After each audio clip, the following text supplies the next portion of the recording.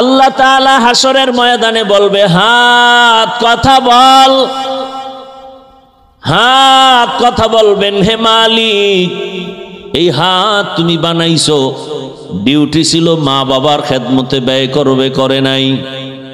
হাতের মধ্যে কলম নিয়ে মানুষের কল্যাণে কলম ব্যবহার করবে, করে নাই। আঙ্গুল দিয়া দিয়া ফেসবুকে শুধু আলেমের বিরুদ্ধে লেখতো, কোরআনের বিরুদ্ধে লেখতো, ইসলামের বিরুদ্ধে লেখতো। ও আল্লাহ, তোমার এই হাতের দ্বারা খেয়ানত করেছে, আমানত রক্ষা করে নাই। আল্লাহ বলবে, চোখ কথা বল। তোরে যেই ডিউটির জন্য দিয়েছি, বলো সে ডিউটি পালন হয়েছে নাকি। চোখ বলবে, হে মালিক এই চক্ষু দিয়া মা দেখবে সওয়াব, এই চোখ দিয়া বাবার চেহারা দেখবে সওয়াব, এই চক্ষু দিয়া বাইতুল্লাহর দিকে তাকাবে সওয়াব, এই চক্ষু দিয়া মালিকের কুদরত দেখবে সওয়াব, এই চক্ষু দিয়া কোরআন খুইলা তাকায় তাকায় দেখবে সওয়াব। এই বান্দা কোরআন দেখে নাই, বাইতুল্লাহ দেখে নাই, মা বাবার চেহারাও দেখে নাই, বরং এই চক্ষু দিয়া সারা রাত মোবাইলের দিকে তাকায়া কবিরা গুনাহ করেছে। আল্লাহর কাছে চোখ কথা বলবে, হাত কথা বলবে, জবান কথা বলবে, অন্তর কথা বলবে। এজন্য আল্লাহ বলেন, আমি অন্তরেরও বিচার করব। ইন্নাস সামআ ওয়াল বাসারা ওয়াল ফুআদ কুল্লু উলাইকা কানা আনহু মাসউলা। আপনারা দেশ স্বাধীন করে বসে আছেন না? দ্বিতীয়বার স্বাধীন করছি। স্বাধীন করলে ভোলার জমিনে বাবার সামনে মেয়েকে ধর্ষণ করা হয় কেন? স্বামীর সামনে স্ত্রীকে ধর্ষণ করা হয় কেন? বোঝা গেল সফল স্বাধীন হয়নি। আবার নতুন করে স্বাধীন করতে হবে, প্রস্তুতি নিতে থাকেন, এবং সেই স্বাধীন হবে একমাত্র ইসলামের স্বাধীন। ইসলামের স্বাধীন ছাড়াই জমিনে শান্তি আসবে না, আল্লাহর জাতের কসম। সম্ভব না, কোনোভাবেই সম্ভব না। ইসলামের স্বাধীন যতদিন পর্যন্ত না হবে ততদিন পর্যন্ত জমিনে শান্তি কেউ দিতে পারবে না, শুধু চাপাবাজি করবে আর কিছু না। আল্লাহ হেদায়াত দান করেন। তো হাত কথা বলবে, শিবলিকে গাছ বলে আমার মতো হও, শিবলি বলে তোমার মধ্যে কি আছে? গাছ বলে তাকায় দেখ। যত মানুষ এখান থেকে হেঁটে যায় একটা আঘাত করে, ঢিল মারে, হাতে একটা লাঠি থাকলে একটা বাড়ি মারে। এত আঘাত সহ্য করার পর একটা সেকেন্ডের জন্য আমি তার সাথে কোনো তর্ক করি না, রাগ করি না, বরং ধৈর্য ধারণ করি। আর সময় মতো আবার তাদেরকে ভিটামিনওয়ালা ফল উপহার দেই। শিবলিকা সুন্দর একটা পয়েন্ট তো পাইলাম। তাহলে তোমার ভেতরে ধৈর্যের পাহাড়। শিবলি বলে, রে গাছ, এত তোমার মধ্যে ধৈর্যের গুণ, তাহলে বলো তোমাকে আগুনে জ্বালানো হয় কেন? তোমারে দিয়া লাকড়ি বানায় আগুন কেন জ্বালায়? গাছ বলে, রে শিবলি, ভালো একটা গুণের পাশে একটা জন্মগত আমার খারাপ অভ্যাস আছে, এটার নাম কিবির। আমি নিজের এত বড় মনে করি, আমি জন্ম থেকেই উপরে উঠতে চাই, নত হতে চাই না। আমার উপরে কিছু থাকলে আমি ছিঁড়ে ফেরে উপরে যাই। এই যে উপরে উঠার মতো একটা বাহাদুরি ভাব, এই ভাবটাকে দমন করার হাতিয়ার হলো আমার জন্য আগুন। শিবলি বলে, দুইটা নসিহত তোমার থেকে পাইলাম। এক, ধৈর্য ধারণ করব। দুই, অহংকারী করা যাবে না। জমিনের মধ্যে যত মানুষ, সব মানুষের আল্লাহ চলার জন্য সম্মানের সাথে একটা গুণ দান করেছেন, কিন্তু এই গুণ পেয়ে যেন বাহাদুর হয়ে না যাও, অহংকারী হয়ে না যাও। এ কারণে আল্লাহ আর একটা সাইড তোমার দুর্বল করে রেখেছেন। আমি হাফিজুর রহমান বয়ান করি, জোহরের নামাজের পরে এত মানুষ, আল্লাহ কয় বাহাদুরি করিস না, তুই বয়ানি করতে পারো, যদি একটা ফতুয়া কেউ জিজ্ঞাসা করে তুই ফতুয়া দিতে পারবি না। আমার কাছে মাসআলা জিজ্ঞাসা করলে বলবো মুফতি সাহেবের কাছে যাও, সেখান থেকে ফতুয়া নাও। তাহলে আমি এক সাইডে বয়ান করনেওয়ালা, অন্য লাইনে কোরআনের ফতুয়ার ব্যাপারে আমি দুর্বল। পৃথিবীর প্রত্যেকটা মানুষের সম্মানের জায়গায় চলার জন্য একটা গুণ আছে, অহংকারী হতে যেন না পারো সেজন্য আর একটা দুর্বল সাইটও আছে। বড় লোক টাকার মাস্তানি করে, টাকার অভাব নাই, মাছওয়ালা কয় তোর টাকার গুল্লি মারি, আমার মতো ফকিরের যদি টাকা না দাও তোর কপালে মাছ নাই। বড় লোক যদি বলে গরিবের কাছে যাব না, খোদার কসম প্রত্যেকটা বড় লোক পঙ্গু হয়ে যাবে এক সপ্তাহের মধ্যে, পঙ্গু।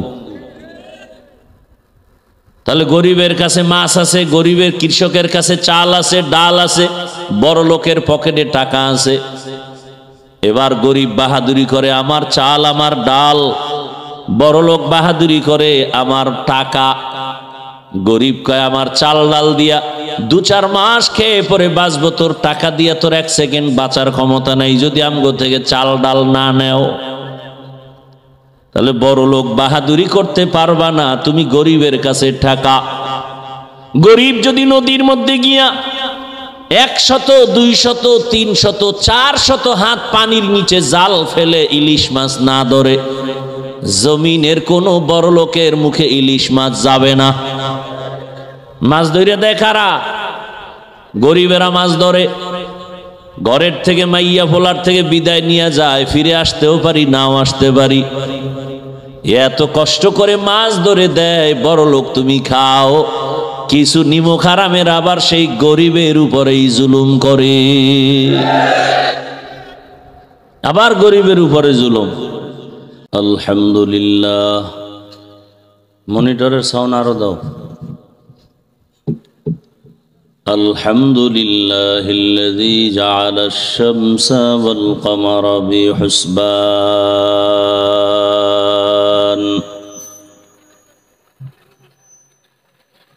ওয়ান নাজমা ওয়াশ শাজারা ইয়াসজুদান وفضل زمانا على زمان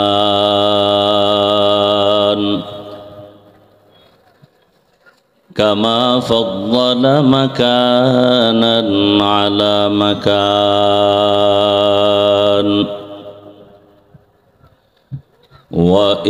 وإنسانا على إنسان ونشهد أن لا إله إلا الله وحده لا شريك له لا ضد له ولا ند له ولا مثل له ونشهد أن سيدنا وسندنا وحبيبنا وحبيب ربنا وطبيبنا وطبيب قلوبنا ومولانا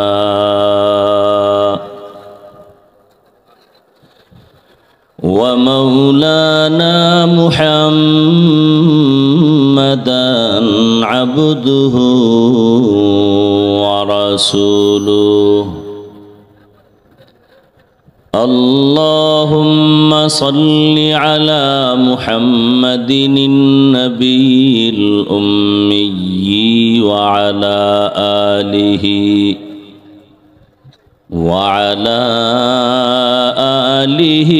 وسلم تسليما وبعد فأعوذ بالله من الشيطان الرجيم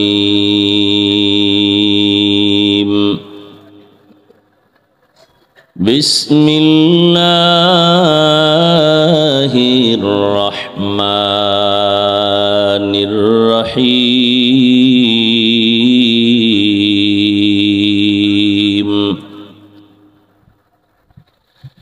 يا أيها الذين آمنوا اتقوا الله حق تقاته ولا تموتن إلا وأنتم مسلمون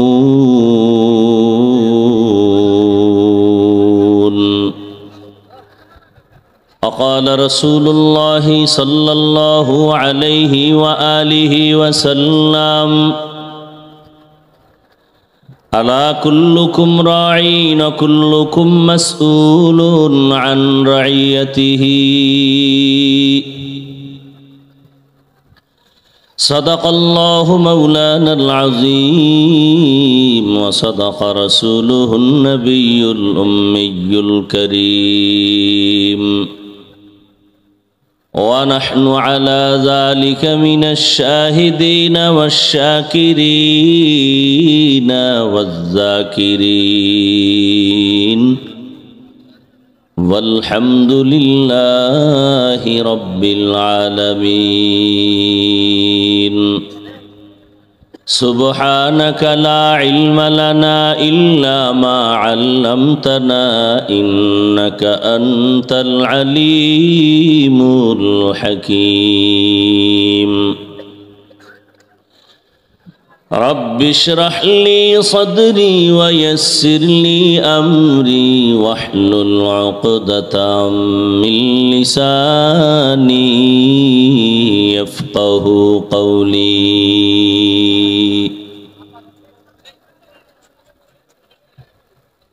سورج نے دیا اپنی شعاعوں کو یہ پیغام سورج نے دیا اپنی شعاعوں کو یہ پیغام دنیا ہے عجب چیز کو بھی صبح کو بھی شام دنیا ہے عجب چیز کو بھی صبح کو بھی شام دنیا میں ہو دنیا کا طلبگار نہیں ہو دنیا میں ہو دنیا کا طلبگار نہیں ہو بازار سے گزر ہو خریدار نہیں ہو بازار سے گزر ہو خریدار نہیں ہو مقبول ہے شاذ ہے قابل تو بہت ہے مقبول ہے شاذ ہے قابل تو بہت ہے آئینہ کے مانندے تو نہیں دل تو بہت ہے آئینہ کے مانندے تو نہیں دل تو بہت ہے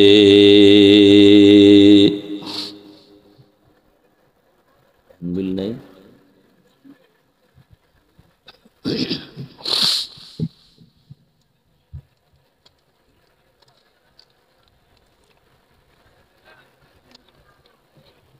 জামিয়া ইসলামিয়া দারুল উলুম আব্দুল্লাহপুর কর্তৃক আয়োজিত ও এলাকাবাসীর যৌথ উদ্যোগে আজকের দুদিনব্যাপী ইসলামী মহাসম্মেলন সমাপনী দিন 12ই নভেম্বর 2025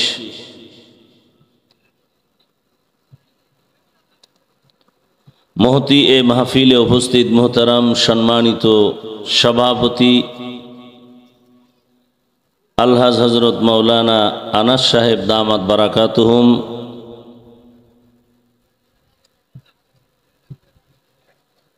অন্যান্য অতিথিবৃন্দ হযরত উলামায়ে কেরাম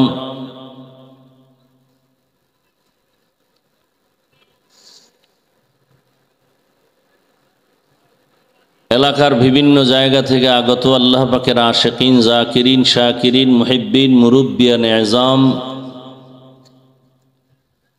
কলিজার টুকরা আমার সমবয়সী যুবক বন্ধুগণ, স্নেহের ছোট ভাই, পর্দার আড়ালে মাইকের আওয়াজ শ্রবণরতা মা বোনেরা, আল্লাহ পাকের দরবারে শুকর যে আল্লাহ পাক আমাদেরকে সুস্থ রেখেছেন, আলহামদুলিল্লাহ।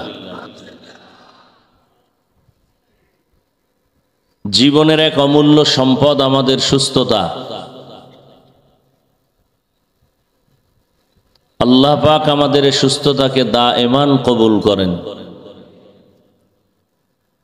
এখনো যারা আমাদের মধ্যে অসুস্থ, ঘরে বাহিরে হসপিটালে, আল্লাহ তাদেরকেও পূর্ণ সুস্থতার নেয়ামত দান করেন। হাজারো লাখো মানুষের ভেতর থেকে বাছাই করে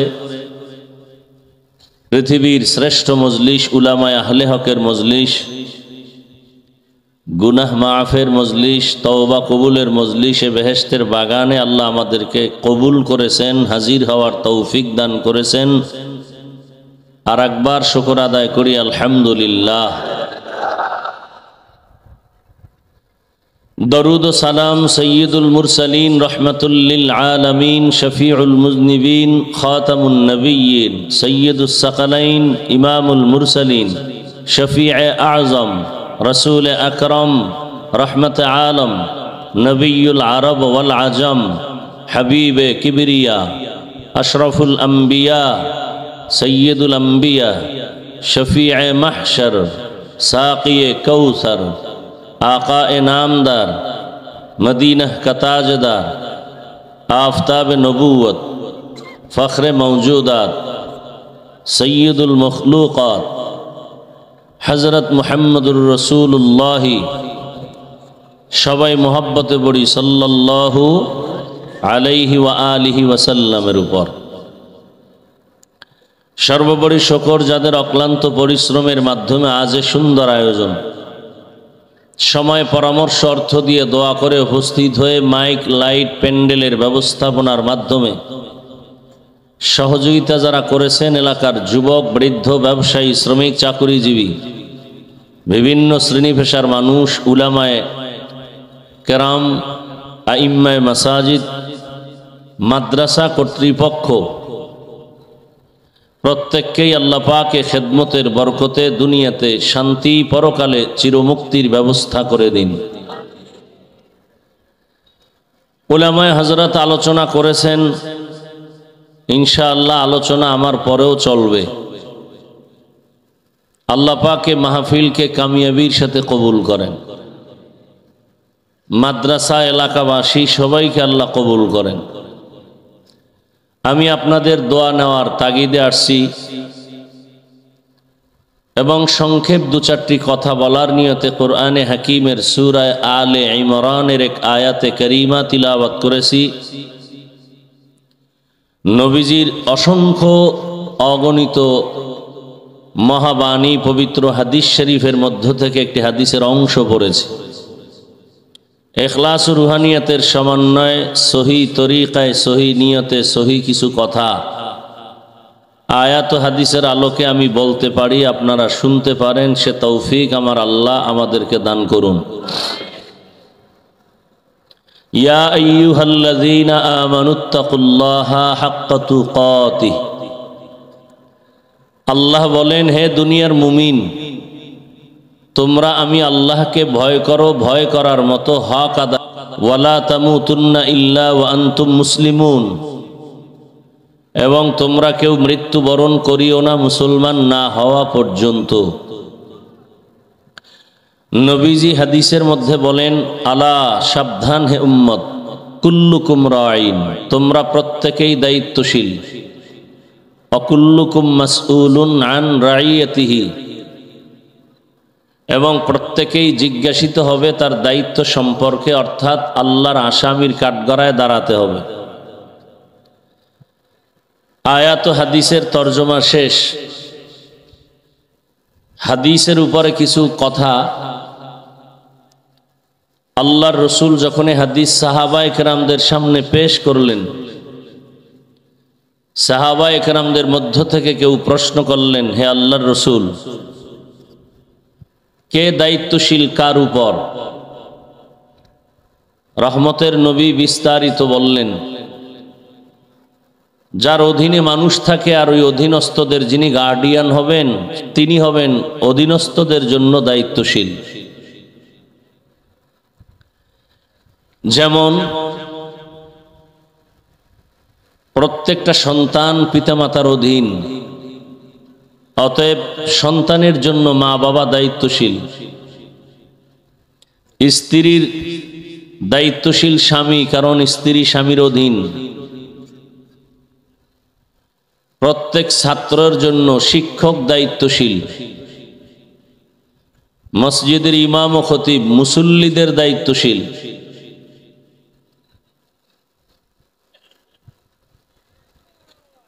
এলাকার একজন মেম্বার ওয়ার্ডের মানুষের দায়িত্বশীল, চেয়ারম্যান ইউনিয়নের দায়িত্বশীল, এমপি তার আসনের দায়িত্বশীল, সরকার গোটা দেশবাসীর দায়িত্বশীল, ওলামায়ে কেরাম গোটা উম্মতে মুহাম্মদীর দায়িত্বশীল।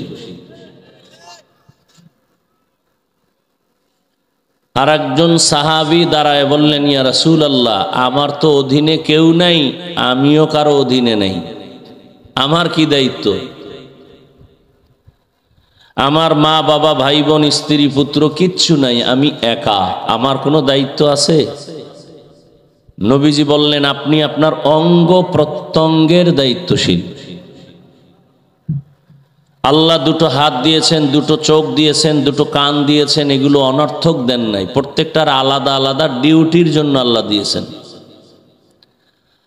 আল্লাহ যে ডিউটির জন্য আমাদেরকে হাত দিয়েছেন, সে ডিউটি পালন করলো কিনা হাত, আল্লাহর কাছে জবাব দিতে হবে।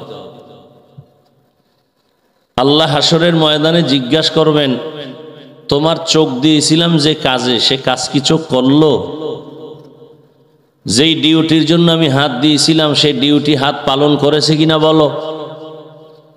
অনেক ব্যক্তি শাস্তির ভয়ে মিথ্যার আশ্রয় নিয়ে বলবে, হ্যাঁ করেছে। আল্লাহ তো আলিমুল গায়বি ওয়াশ শাহাদা, আল্লাহ তো জানেন যে মিথ্যা বলতেছে। আমাদের বর্তমানে যে জবানে কথা বলি, আল্লাহ এটা বন্ধ করে দিন। জবান বন্ধ করে আল্লাহ এবার হাতকে জিজ্ঞাসা করবেন, হাত তুমি বলো। আল ইয়াউমা নাখতিমু আলা আফওয়াহিহিম ওয়া তুকাল্লিমুনা আইদিহিম ওয়া তাশহাদু আরজুলুহুম وتشهد أرجلهم بما كانوا يكسبون دستگوید منچونی دزدی دام لبگوید منچونی بوسی دام چشمگوید চিদা আম গামজা হারাম গোশগুয়াদ চিদা আম সমরুল কালাম। হাতকে যখন আল্লাহ জিজ্ঞাসা করবে, হাত কথা বলা শুরু করবে। আসলে কি হাত কথা বলতে পারে? কি আপনাদের হাত কথা বলতে পারে? এখান থেকে একটা আকীদা আমাদের মনে রাখতে হবে। যদি মনে রাখতে পারি তো অনেক প্রশ্নের জবাব এসে যাবে। শুধু প্রশ্নই না, বর্তমান দুনিয়াতে ইসলাম নিয়ে যেই পরিমাণ ফিতনা আমার দেশে চলে, এই পরিমাণ ইসলাম ধর্ম নিয়ে ফিতনা পৃথিবীর আর কোথাও চলে কিনা অসম্ভব। বাতিলকে কথা বলবো কখন? নিজেদের ঘর সামলানোই কঠিন হয়ে যাচ্ছে। টুপি দিলাম এ নিয়ে দ্বন্দ্ব, অথচ যারা টুপি দেয় না এদের নিয়ে কোনো ফিকির নেই। টুপি দিয়েও বিপদ। পাঁচকল্লি দিলাম কেন প্রশ্ন, কালো সবুজ পরলাম না কেন? চট্টগ্রাম সিলেটে নিয়ে ধুম ঝামেলা, কালার নিয়ে ঝামেলা। একজনে হাত বুকে বাঁধছে না নাবিতে নিয়ে কিলাকিলি, আর যারা নামাজ পড়েই না এদের নিয়ে কোনো ফিকির নেই।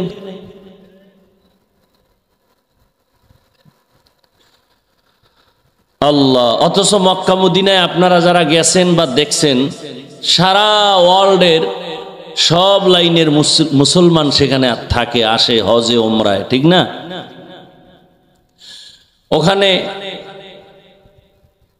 নামাজের টাইমে কেউ বাইতুল্লাহর দিকে পাও দিয়ে ঘুমাইতেছে, আর আমরা বাইতুল্লাহ দিয়ে পাও দিব না, এটা আদবের খেলাফ। সেখানে ঘুমাচ্ছে। কেউ আবার কোরআন শরীফ মাটিতে রাইখা পাও এভাবে বিছাই দিয়া এভাবে হাতে হেলান দিয়া তেলাওয়াত করতেছে। সবাই দেখতেছে, কিছু বলার নাই, চুপচাপ। কেউ নামাজে হাত ছাইরে দিয়া দাঁড়ায় রয়েছে, বুকেও বাঁধে না, নাভির নিচেও না, ছেড়ে দিছে। কেউ আবার দেখলাম রসুলের রওজার মধ্যে ঢুকার সময়, সেজদা দেওয়ার সময় একটা পকেট থেকে কি যেন বের করে কপালের নিচে দেয়। তো একজন বাঙালি আমাদের প্রবাসী জিজ্ঞাসা করলাম, কি দিল দেখতো? বলে ওরা মনে করে জমিন ইবলিস সেজদা দিয়া নাপাক করছে, এই জন্য একটা কাঠের টুকরায় সেজদা দেয়, জমিনে দেয় না। যে কথাটা বুঝাতে চাই, এত লাইনের মানুষ মক্কা মদিনায়, বলেন তো আপনারা কোনোদিন শুনছেন দেখছেন যে এত লাইনের মানুষ এক জায়গায় আসার কারণে ধর্ম নিয়ে বাড়াবাড়ির ঝগড়া করে 2-4 জন মারা গেছে? বলেন। আমার সোনার বাংলায় এত বিপদ কেন? কার বদ নজর পড়ছে এই দেশটার উপরে? নইলে এরকম ঝামেলা কেন? টুপি একজনে দিছে রসুলের সুন্নত হিসাবে, মাশাআল্লাহ। যারা দেয় না তাদেরকে টুপিওয়ালা বানানোর ফিকির করো না, আগে টুপি নামাও। মূর্তি পূজা করে, এদের নিয়ে ফিকির নাই। পীরের নামে কত ভণ্ডামি বাংলাদেশে চলে, চলে না? এদের নিয়ে কোনো আওয়াজ নাই। চরমনাইরে থামাও, উজানিরে থামাও, দমন করো। আছে না নাই? ওই চরমনাইয়ের হুজুর ফজলুল করিম রহমতুল্লাহ আলাই বলতেন যে আসলে অনেকে বলে জোরে জোরে জিকির এটা বেদাত, জলি জিকির জায়েজ নেই। হুজুর বলতেন, তো তুমি আস্তে করনি? হে আস্তেও করে না। মাকসাদ কি? তুমি জোরে করতে নিষেধ করো, তো তুমি আস্তে করো। সে জিকিরই করে না, মূলত ও জোরে জিকির আর আস্তে জিকিরের বিরোধী না, ও মূলত চরমনের বিরোধী।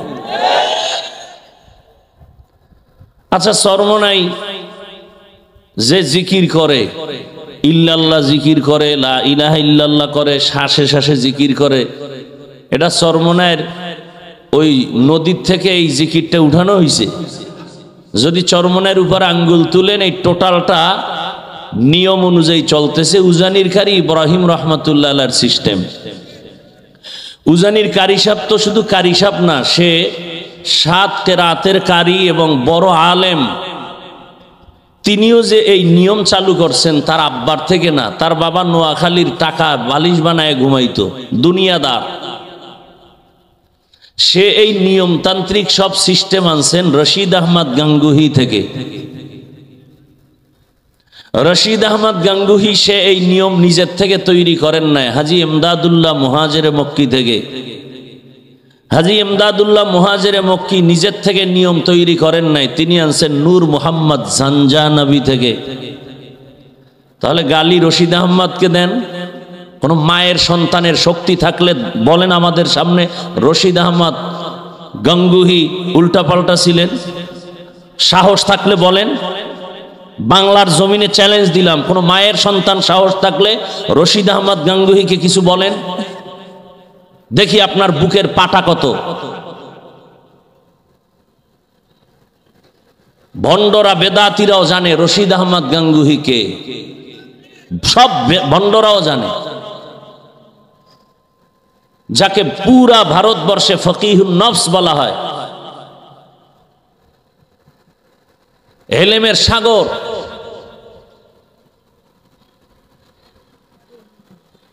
আসলে চরমনের হুজুরের কাছে একজনে প্রশ্ন করছে, হুজুর পানি যদি আমরা না পাই তো অজুর সিস্টেম কি? কয় তায়াম্মুম করো। তাহলে তায়াম্মুম যদি করো কি দিয়া? মাটি দিয়া। যদি মাটি না পাই, হুজুর কয় তুই হ্যাঁ মরতে যাবি কে? তুই জানে মাটি ভাবি না, তুই যাবি কে সেখানে? গ্রামের একটা প্রবাদ আছে, দেখতে নারী চলন বাঁকা। এক স্বামী বড় বুজুর্গ, কিন্তু স্ত্রী খুব বাঁকা। স্বামী মোটে ধৈর্য ধারণ করে, এই বুজুর্গগিরি স্ত্রী মেনেই নিতে পারে না। একদিন জোনাকের আলোতে দেখে রাতের গভীরে ঘরের সামনে উঠানে একজন এরকম হাওয়ায় উড়ে পাগড়ি বান্দা। বিবি কয় আমার স্বামী যদি এরম বুজুর্গ হইতো তো হইতো। সারা রাত মসজিদে ইবাদত করে স্বামী সকালে ঘরে আসছে। তুমি কি বুজুর্গ হইলা? আজকে রাতের গভীরে দেখলাম জানালা দিয়া আমার উঠানের সামনে একজন ভাগরিওয়ালা হাওয়ায় উড়ে ঘুরে। আর স্বামী কয় ওই ব্যক্তি তো আমিই ছিলাম। বউ কয় ও এই জন্য দেখছি পাও একটা বাঁকা, দেখতে নারী চলন বাঁকা। কিন্তু আসলে দেখবেন আমাদের সমাজের ভেতরে আগের তুলনায় মসজিদ, মাদ্রাসা, কওমি মাদ্রাসা, দেওবন্দি কমতেছে না বাড়তেছে? তাবলিগ কমতেছে। বলেন সত্য কথাটা বলেন। তাবলিগ কমতেছে, চরমনাই কমতেছে, উজানি কমতেছে। এত বাড়ে কেন? একমাত্র হিংসুকের হিংসার কারণে বাড়ে। এই কালেমা পড়ে।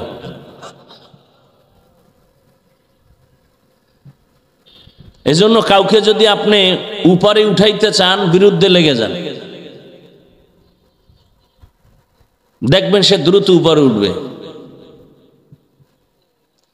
আল্লাহ হেদায়াত দান করেন। তো কোন কথা থেকে এখানে ঢুকছিলাম?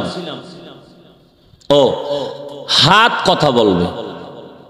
এখান থেকে একটা আকীদা জীবনের জন্য মনে রাখবেন, দুনিয়ার মানুষের বিবেক বলে যেটা হবে না,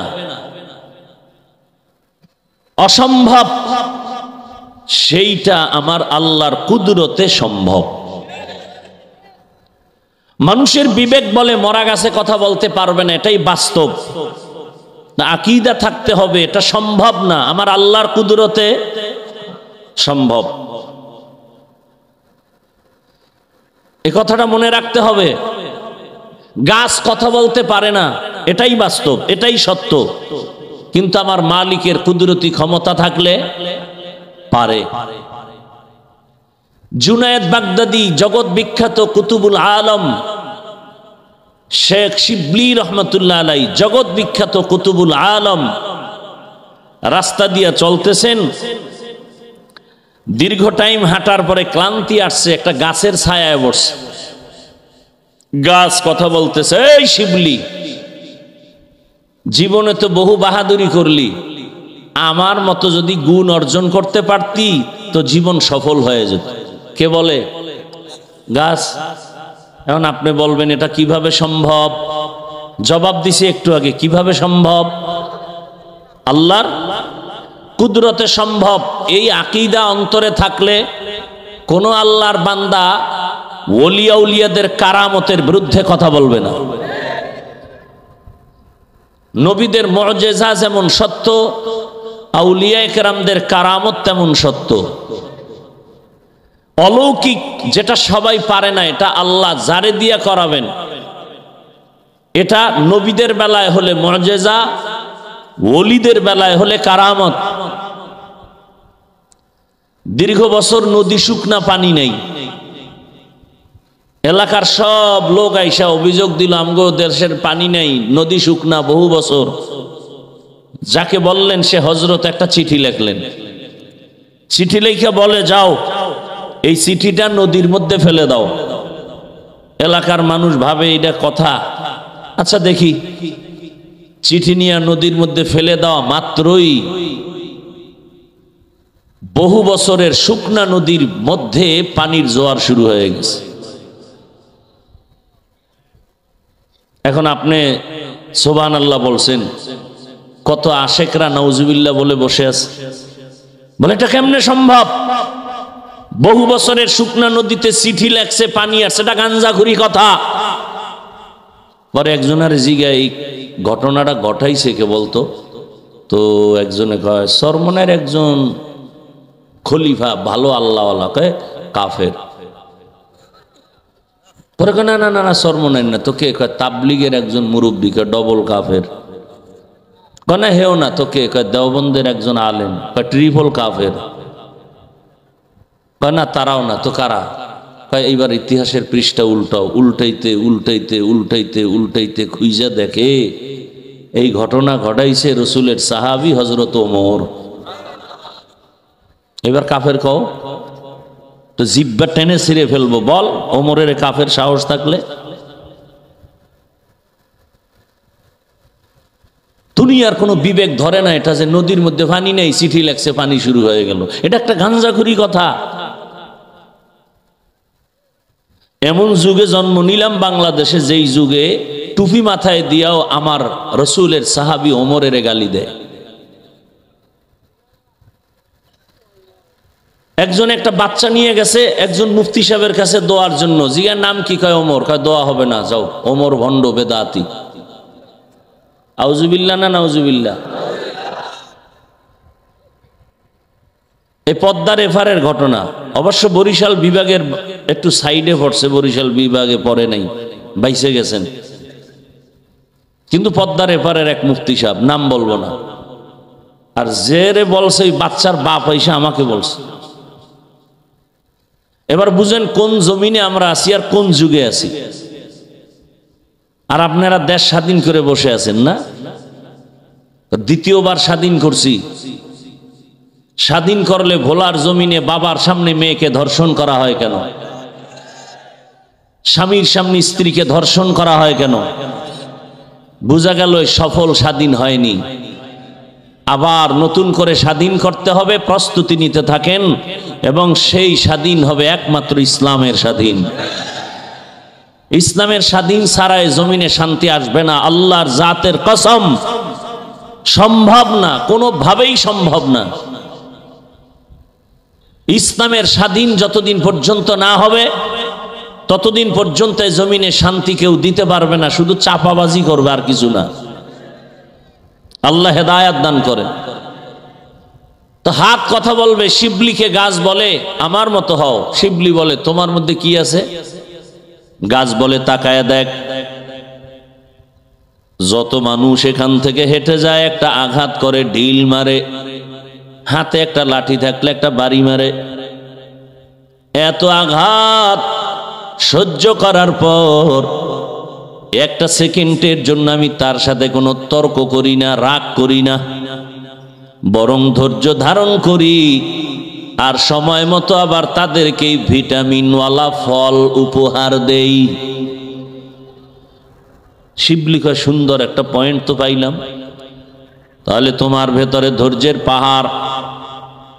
শিবলি বলে রে গাছ, এত তোমার মধ্যে ধৈর্যের গুণ, তাহলে বলো তোমাকে আগুনে জ্বালানো হয় কেন? তোমারে দিয়া লাকড়ি বানায় আগুন কেন জ্বালায়? গাছ বলে রে শিবলি, ভালো একটা গুণের পাশে একটা জন্মগত আমার খারাপ অভ্যাস আছে, এটার নাম কিবির। আমি নিজের এত বড় মনে করি, আমি জন্ম থেকেই উপরে উঠতে চাই, নত হতে চাই না। আমার উপরে কিছু থাকলে আমি ছিঁড়ে ফেরে উপরে যাই। এই যে উপরে উঠার মতো একটা বাহাদুরি ভাব, এই ভাবটাকে দমন করার হাতিয়ার হলো আমার জন্য আগুন। শিবলি বলে দুইটা নসিহত তোমার থেকে পাইলাম। এক, ধৈর্য ধারণ করব। দুই, অহংকারী করা যাবে না। জমিনের মধ্যে যত মানুষ, সব মানুষের আল্লাহ চলার জন্য সম্মানের সাথে একটা গুণ দান করেছেন, কিন্তু এই গুণ পেয়ে যেন বাহাদুর হয়ে না যাও, অহংকারী হয়ে না যাও। এ কারণে আল্লাহ আর একটা সাইড তোমার দুর্বল করে রেখেছেন। আমি হাফিজুর রহমান বয়ান করি, জোহরের নামাজের পরে এত মানুষ, আল্লাহ কয় বাহাদুরি করিস না, তুই বয়ানি করতে পারো, যদি একটা ফতুয়া কেউ জিজ্ঞাসা করে তুই ফতুয়া দিতে পারবি না। আমার কাছে মাসআলা জিজ্ঞাসা করলে বলবো মুফতি সাহেবের কাছে যাও, সেখান থেকে ফতুয়া নাও। তাহলে আমি এক সাইডে বয়ান করনেওয়ালা, অন্য লাইনে কোরআনের ফতুয়ার ব্যাপারে আমি দুর্বল। পৃথিবীর প্রত্যেকটা মানুষের সম্মানের জায়গায় চলার জন্য একটা গুণ আছে, অহংকারী হতে যেন না পারো সেজন্য আর একটা দুর্বল সাইটও আছে। বড় লোক টাকার মাস্তানি করে, টাকার অভাব নাই, মাছওয়ালা কয় তোর টাকার গুল্লি মারি, আমার মতো ফকিরের যদি টাকা না দাও তোর কপালে মাছ নাই। বড় লোক যদি বলে গরিবের কাছে যাব না, খোদার কসম প্রত্যেকটা বড় লোক পঙ্গু হয়ে যাবে এক সপ্তাহের মধ্যে, পঙ্গু। তাহলে গরিবের কাছে মাছ আছে, গরিবের কৃষকের কাছে চাল আছে, ডাল আছে, বড় লোকের পকেটে টাকা আছে। এবার গরিব বাহাদুরি করে আমার চাল আমার ডাল, বড় লোক বাহাদুরি করে আমার টাকা। গরিব কয় আমার চাল ডাল দিয়া 2-4 মাস খেয়ে পরে বাঁচবো, তোর টাকা দিয়া তোর 1 সেকেন্ড বাঁচার ক্ষমতা নাই যদি আমগো থেকে চাল ডাল না নেও। তাহলে বড় লোক বাহাদুরি করতে পারবা না, তুমি গরিবের কাছে টাকা। গরিব যদি নদীর মধ্যে গিয়া 100, 200, 300, 400 হাত পানির নিচে জাল ফেলে ইলিশ মাছ না ধরে, জমিনের কোন বড় লোকের মুখে ইলিশ মাছ যাবে না। মাছ ধরে দেয় কারা? গরিবেরা মাছ ধরে। ঘরের থেকে মাইয়া ফোলার থেকে বিদায় নিয়ে যায়, ফিরে আসতেও পারি নাও আসতে পারি। এত কষ্ট করে মাছ ধরে দেয়, বড় লোক তুমি খাও। কিছু নিমক হারামের আবার সেই গরিবের উপরেই জুলুম করে, আবার গরিবের উপরে জুলুম। আল্লাহ তাআলা হাসরের ময়দানে বলবে হাত কথা বল, হাত কথা বলবেন, হে মালিক এই হাত তুমি বানাইছো, ডিউটি ছিল মা বাবার খেদমতে ব্যয় করবে, করে নাই। হাতের মধ্যে কলম নিয়ে মানুষের কল্যাণে কলম ব্যবহার করবে, করে নাই। আঙ্গুল দিয়া দিয়া ফেসবুকে শুধু আলেমের বিরুদ্ধে লেখতো, কোরআনের বিরুদ্ধে লেখতো, ইসলামের বিরুদ্ধে লেখতো। ও আল্লাহ তোমার এই হাতের দ্বারা খেয়ানত করেছে, আমানত রক্ষা করে নাই। আল্লাহ বলবে চোখ কথা বল, তোরে যেই ডিউটির জন্য দিয়েছি বলো সে ডিউটি পালন হয়েছে নাকি। চোখ বলবে হে মালিক এই চক্ষু দিয়া মা দেখবে সওয়াব, এই চোখ দিয়া বাবার চেহারা দেখবে সওয়াব, এই চক্ষু দিয়া বাইতুল্লাহর দিকে তাকাবে সওয়াব, এই চক্ষু দিয়া মালিকের কুদরত দেখবে সওয়াব, এই চক্ষু দিয়া কোরআন খুইলা তাকায় তাকায় দেখবে সওয়াব। এই বান্দা কোরআন দেখে নাই, বাইতুল্লাহ দেখে নাই, মা বাবার চেহারাও দেখে নাই, বরং এই চক্ষু দিয়া সারা রাত মোবাইলের দিকে তাকায়া কবিরা গুনাহ করেছে। আল্লাহর কাছে চোখ কথা বলবে, হাত কথা বলবে, জবান কথা বলবে, অন্তর কথা বলবে। এজন্য আল্লাহ বলেন আমি অন্তরেরও বিচার করব। ইন্নাস সামআ ওয়াল বাসারা ওয়াল ফুআদ কুল্লু উলাইকা কানা আনহু মাসউলা।